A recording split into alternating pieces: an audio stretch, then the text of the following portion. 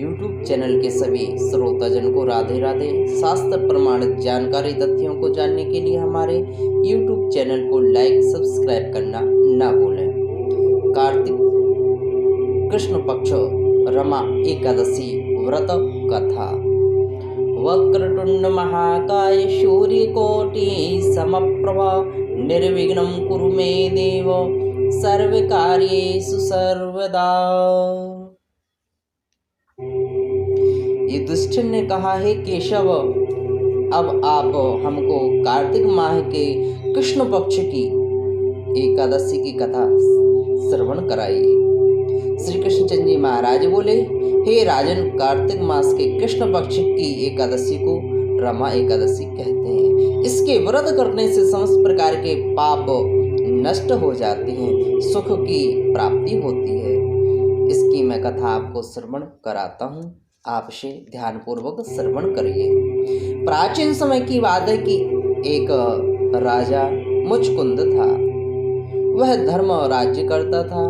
उसकी मित्रता भी इंद्र, कुबेर, वरुण, विभीषण इत्यादि से थी। वह सत्य बोलने वाला और विष्णु का गहरा भक्त था।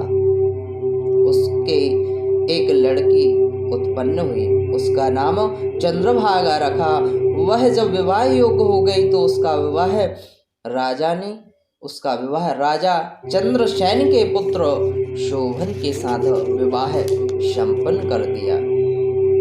एक बार चंद्रभागा अपनी ससुराल में थी, तब एक एकादशी का दिन आया।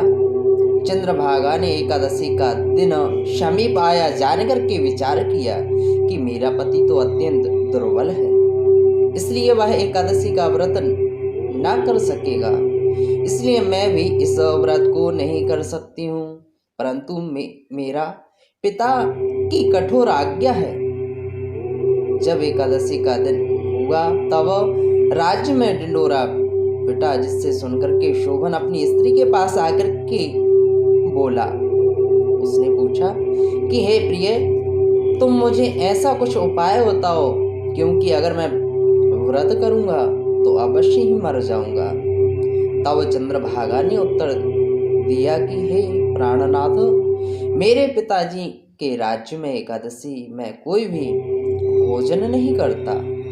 यहाँ तक कि घोड़े, हाथी, ऊंट, भैंस, गाय, बैल आदि कोई भी पशु अन्य ग्रहण नहीं करता। तब फिर आप बताइए कि आप किस प्रकार से अन्न ग्रहण कर सकते हैं। यदि आप भोजन करना चाहते हैं तो इस नगर को छोड़कर के कहीं अन्य जगह पर चले जाएं। यदि आप यहाँ पर रहोगे तो तुम्हें यह व्रत अवश्य ही करना पड़ेगा। शोभन ने उत्तर देते हुए कहा, प्रिय, तुम्हारा कहना बिल्कुल सत्य है। अब मैं इस व्रत को अवश्य करूंगा। जो भाग्य में लिखा है वह तो होकर के ही रहेगा। इस प्रकार से सोच करके शोभन ने एकादशी का व्रत किया। वह भूख और प्यास से अत्यंत पीड़ित होने लगा।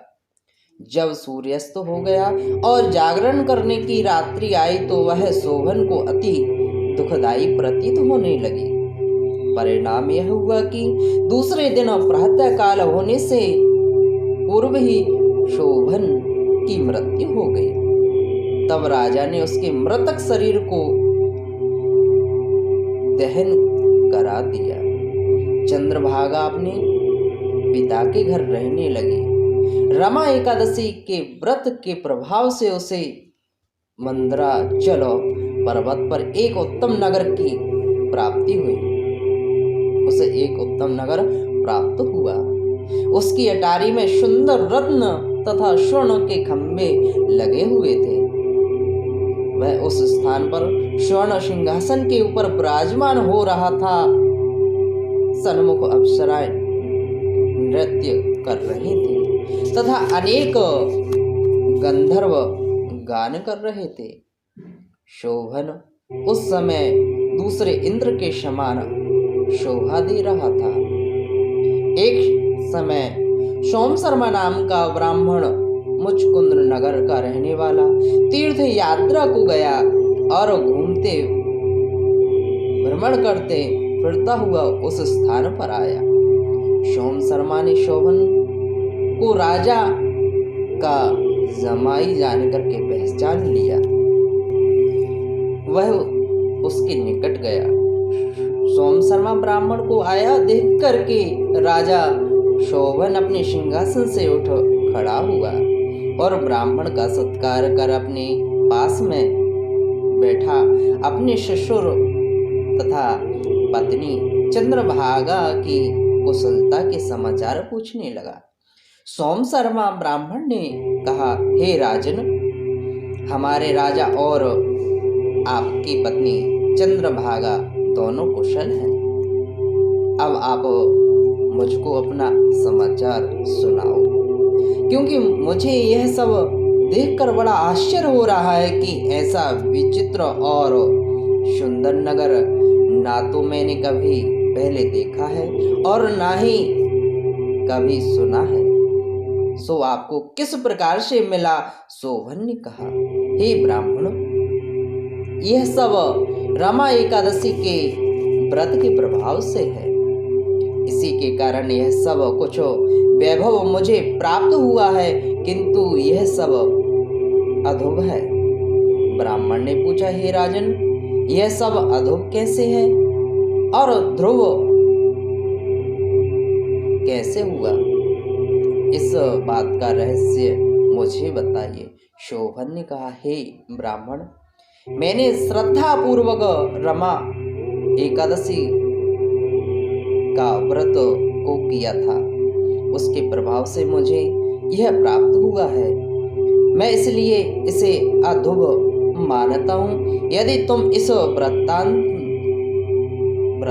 को चंद्रभागा से कहोगे तो वह इसे धुभ बना देगी। सोम शर्मा ने मुचकुंद नगर में आकर के सब वृत्तांत चंद्रभागा को सुनाया। यह सब वृत्तांत सुनकर के राजपुत्री चंद्रभागा ने कहा, हे ब्राह्मण, क्या आप यह वृत्तांत आंखों देखा सत्य सुना रहे हैं या कोई स्वप्न देखा है? सोम शर्मा ने समझाते हुए कहा, हे राजकन्या, यह जो कुछ भी वृत्तांत मैंने कहा है वह सब अपनी आंखों देखा प्रत्यक्ष है। इसमें किंचित मात्र भी झूठ नहीं है। परंतु वह नगर अध्रुव है तो कोई ऐसा उपाय कर जिसमें वह नगर ध्रुव बन जाए। चंद्रभागा ने कहा, विपेंद्र, आप मुझे उस नगर में शीघ्र ही ले चलिए। मैं अपने पति को देखना चाहती हूँ और मैं एकादशी का व्रत के प्रभाव से उस नगर को ध्रुव बना दूंगी। तब सोम शर्मा चंद्रभागा को अपने साथ लेकर के मंदरांचल पर्वत के पास वामदेव मुनि के आश्रम पर लेकर के चले जाते हैं। तब वामदेव ने मंत्रों तथा व्रत के प्रभाव से दिव्य देह धारण करके अपने पति शोभन के पास चली गई। शोभन ने अपनी पत्नी चंद्रभागा को देख करके प्रसन्नता पूर्वक अपने सिंहासन पर वामांग पर बिठाया। अब आप मेरे व्रत के पुण्य प्रभाव को सुनिए। जब मैं अपने पिता के घर में 8 वर्ष की आयु की थी, तभी से मैं एकादशी का व्रत विधि विधान श्रद्धा भक्ति भाव के साथ करती रही हूँ। उन्हीं व्रतों के प्रभाव से आपका नगर ध्रुव हो जाएगा और समस्त कर्मों से युक्त होकर के प्रलय काल के अंत तक रहेगा। और चंद्रभागा दिव्य देह धारण करके अपने पति के साथ आनंद पूर्वक रहने लगे। हे धर्मराज, यह मैंने तुमसे रमा एकादशी का महत्व कहा है। जो मनुष्य इस रमा एकादशी के व्रत को धारण करता है, श्रद्धा भक्ति भाव के साथ लक्ष्मी नारायण का पूजन करता है, कथा का श्रवण करता है, उसके ब्रह्म हत्या आदि के समस्त पाप नष्ट हो जाते हैं। अनेक प्रकार के कष्टों से निवृत्ति प्रदान होती है, अनेक प्रकार के सुखों की प्राप्ति होती है, भगवान की शरणागति प्राप्त होती है। श्री राधे राधे।